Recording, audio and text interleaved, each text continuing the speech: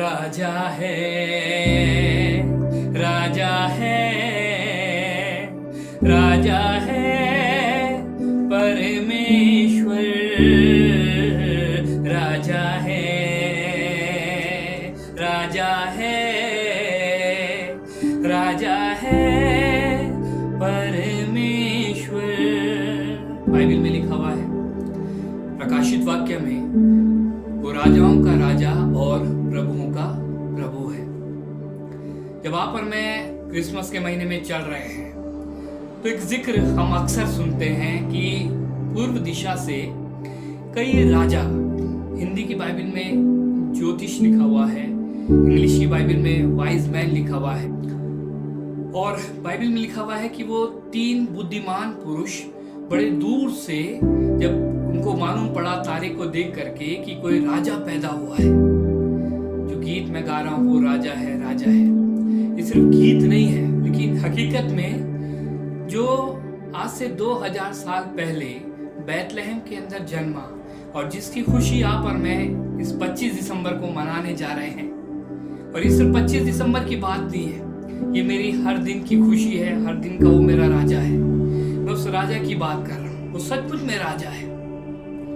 और 3 लोग जब आए तो तारे के पीछे करते करते वो यरूशलेम पहुंच गए। यरूशलेम में उस समय हेरोदेस नाम का राजा था, और यहाँ पे लिखा हुआ है हेरोदेस राजा के दिनों में, मत्ती 2 पढ़ रहा हूं आपके सामने और उसकी एक आयत से। हेरोदेस राजा के दिनों में जब यहूदिया के बैतलहम में यीशु का जन्म हुआ तो पूर्व से कई ज्योतिषी यरूशलेम में आकर पूछने लगे, यहूदियों का राजा जिसका जन्म हुआ है कहाँ है?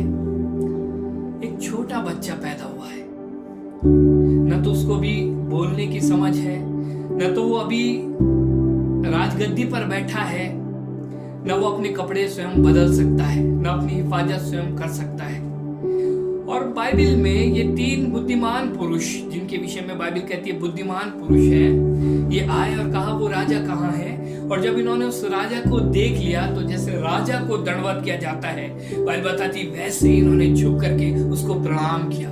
और जो भेंट राजा के लिए डिजर्व करती है, जो भेंट राजा के योग्य है, वो भेंट इन्होंने चढ़ाई, अर्थात सोना, मुर और लोबान इन्होंने उस राजा की भेंट चढ़ाई। जब आप और मैं सोचते हैं ये राजा किस प्रकार से है, तो कुछ बातों की ओर आज आपका ध्यान ले जाना चाहता हूं। जब यूहन्ना बपतिस्मा देने वाला राज्य का प्रचार करने लगा तो इसी के 3 अध्याय के और उसके पहले पद में, मत्ती 3 अध्याय और उसके पहले पद में ये बात लिखी हुई है कि उन दिनों में यूहन्ना बपतिस्मा देने वाला आकर यहूदिया के जंगल में ये प्रचार करने लगा। सुनिएगा, अभी तो यीशु मसीह उसने इंट्रोड्यूस भी नहीं करवाया, अभी तो यीशु मसीह ने सेवा शुरू भी नहीं करी, अभी यीशु मसीह को बपतिस्मा दिया भी नहीं गया, अभी पवित्र आत्मा कबूतर की नाई उसके ऊपर उतरा भी नहीं। लेकिन यूहन्ना इस बात का प्रचार कर रहा है और कह रहा है 4 आयत, 2 आयत में, मन फिराओ क्योंकि स्वर्ग का राज्य निकट आ गया है।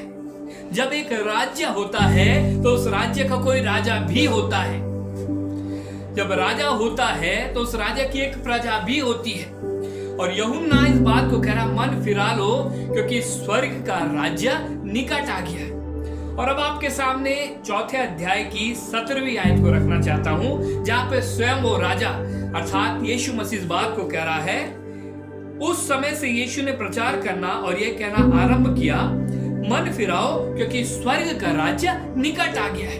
आप और मैं जब इस बात को जानते हैं, समझते हैं, मानते हैं कि सुसमाचार क्या, तो आप जानते हैं कि यीशु मसीह हमारे पापों के लिए मारा गया, गाड़ा गया, दफनाया गया, तीसरे दिन मुर्दों में से जी उठा। यही शुभ संदेश है, यही सुसमाचार है। लेकिन अभी तो यीशु मसीह मारा भी नहीं गया, गाड़ा भी नहीं गया, तीसरे दिन मुर्दों में से जी भी नहीं उठा। और यूहन्ना कह रहा मन फिरा लो क्योंकि स्वर्ग का राज्य निकट आ गया है। इसका मतलब कोई राजा जिसका अधिकार चलता है, वो राज्य में जिसका अधिकार होना चाहिए, वो अब निकट आ गया। और यीशु मसीह भी यही कह रहा है, वो राजा निकट आ गया। सदियों से इजरायली लोग एक राजा के आने की बाट जो रहे थे। जब आप जकरिया में पढ़ते हैं तो लिखा है वहां पे कि देख तेरा राजा गधी में बैठकर आता है। इसका मतलब जो गधी के बच्चे पर बैठकर आएगा, गधी में बैठकर आएगा, वही तुम्हारा राजा होगा, तुम उसको पहचान लेना। ये चिन्ह था कि अमूमन राजा गधे पर नहीं बैठता, घोड़े पर, हाथी पर, ऊंट पर बैठता है, बड़ी शाही सवारी पर बैठता है, लेकिन ये चिन्ह था। और कई चिन्ह परमेश्वर ने ठहराए कि जब राजा आएगा तो तुम उसको पहचान लेना। और यहाँ पे भी ये 3 लोग राजा को पहचानते पहचानते पहचानते तारा का पीछा करते करते आए और इन्होंने उसको राजा जाना। और इनका उद्देश्य सिर्फ ये था कि हम उस राजा को दंडवत करें। इनको कुछ चाहिए नहीं था, अपनी गरीबी से छुटकारा नहीं चाहिए था, अपनी बीमारी से इनको छुटकारा नहीं चाहिए था, या किसी और क्लेश और पीड़ा में नहीं थे। ये तो धनवान व्यक्ति थे जिनके पास सोना, मोर और लोबान जैसी कीमती चीजें हुआ करती थी, बड़े दूर से यात्रा करके आए थे, घर परिवार रहा होगा। ये सिर्फ एक उद्देश्य से आए, उस राजा को हम दंडवत कर लें, उस राजा की आराधना कर लें, उस राजा को हम देख लें, उस राजा को हम पा लें। मेरी दिल की दुआ है कि आप और मैं जब यीशु मसीह के पास आए तो इसी रीति से आए कि हम उस राजा को पहचान सकें, उस राजा को जान सके, उस राजा को देख सके। पूर्व काल में जब कलीसिया प्रारंभ हुई तो जिन्होंने यीशु मसीह का सुसमाचार सुनाया, कलीसिया बढ़ती गई, कुछ घात होते गए, लोगों को मार दिया गया अलग अलग तरीके से अत्याचार करके, लेकिन कलीसिया उसके बावजूद बढ़ती गई। और दौर ऐसे भी गुजरे जब यीशु मसीह को मारने वालों के गर्दन पर तलवार लटका दी जाती थी और कहते थे कि इस बात को डिनाई करो कि वो राजा है, वो यीशु है, वो प्रभु है, यीशु मसीह प्रभु है, इस बात को डिनाई करो तब तुम बचा लिए जाओगे। इस बात का इनकार कर लो कि वो प्रभु है तब तुम बचा लिए जाओगे। अगर तुम इस बात का इनकार नहीं करोगे कि वो प्रभु है तो तुम्हारी गर्दन तलवार से उड़ा दी जाएगी। और लोग इस बात को स्वीकार करते थे, डिनाई नहीं करते थे, इनकार नहीं करते थे, लेकिन स्वीकार करते थे यीशु ही प्रभु है। और इस बात पे उनकी गर्दन को उड़ा दिया जाता था, इस बात पे उनको जेल खानों में डाल दिया जाता था, इस बात के ऊपर उन पर अत्याचार किया जाता था।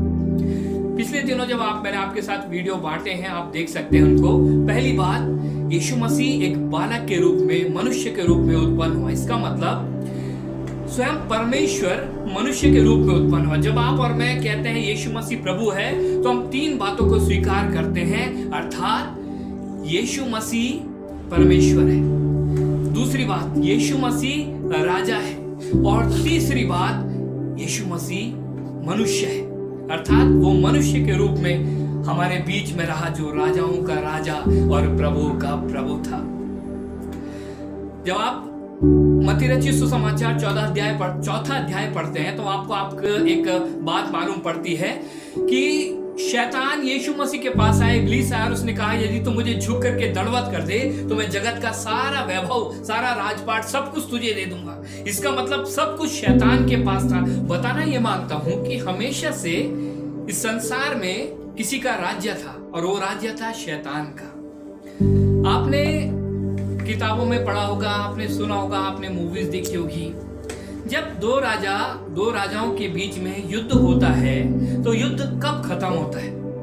युद्ध तब खत्म होता है जब एक राजा जीत जाता है। जब एक राजा जीत जाता है तो युद्ध उस दशा में समाप्त हो जाता है। अब जो राजा हार गया उसकी प्रजा किस दशा में बचाई जाती है? उसकी प्रजा उस दशा में बचा ली जाती है जब वो जीत गए राजा की अधीनता को स्वीकार कर ले और मान ले कि अब से तू हमारा राजा है। और यही बात यीशु मसीह के साथ हुई।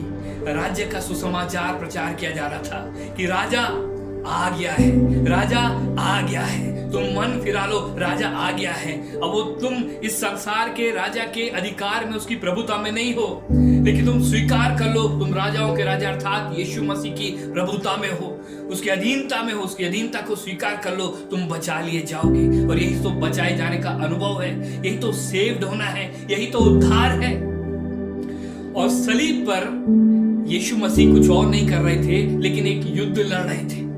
और इस युद्ध में इब्रानियों में कुछ इस प्रकार से लिखा हुआ है कि तुमने अपने पाप से मुठभेड़ नहीं की करी कि तुम्हारा लहू बहा हो, लेकिन यीशु मसीह ने आपके और मेरे पाप से मुठभेड़ करी और उसका लहू बहा।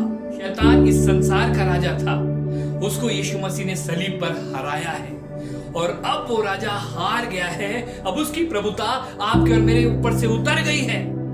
अब आपके और मेरे ऊपर यीशु मसीह की, जो राजाओं का राजा, प्रभुओं का प्रभु है, उसकी प्रभुता है। अगली बार जब आप और मैं इस बात को सुनो कि वो राजाओं का राजा और प्रभुओं का प्रभु है, जब आप अगली बार आप और मैं इस गीत को गुनगुनाएं, तू राजा है, राजा है, राजा है परमेश्वर, तो जाने कि वो राजा जयवंत हुआ है। और इस रीति से उसने उस पाप की सामर्थ को, पाप के अधिकार को जो दुष्ट का था, आपके और मेरे ऊपर से उतार फेंका है।